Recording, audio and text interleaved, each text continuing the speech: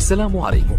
لا تنسوا الاعجاب بالفيديو والاشتراك في القناة تشجيعا لنا لنستمر بنشر المزيد إن شاء الله.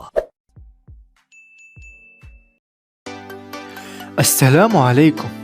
أعلن موقع فوت أفريكا المتخصص في كرة القدم الإفريقية عن فوز وليد الركراكي مدرب المنتخب الوطني المغربي بجائزة أفضل مدرب لموسم 2022-2023 في استفتاء أجراه الموقع المذكور. وتفوق ربان الأسود على الجزائري عبد الحق بن شيخة مدرب اتحاد العاصمة، والسنغالي عليو سيسي مدرب المنتخب السنغالي، والتونسي نصر الدين نابي مدرب الجيش الملكي.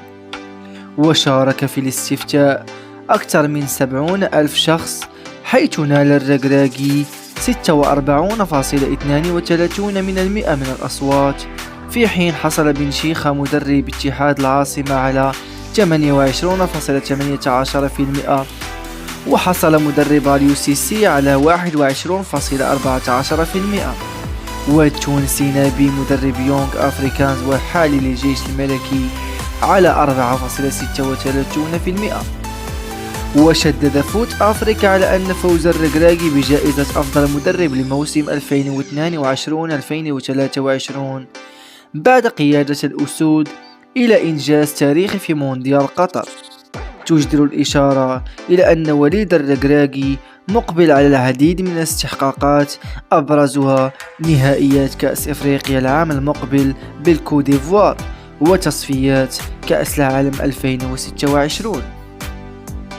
يواجه المنتخب الوطني منتخب ليبيريا، وذلك يوم السبت 9 شتنبر المقبل بالملعب الكبير لأكادير بداية من 8 مساء. وتدخل مباراة لحساب الجولة الأخيرة من تصفيات مؤهلة لنهائيات كأس إفريقيا للأمم التي ستجرى أطوارها بالكوت ديفوار بداية السنة المقبلة.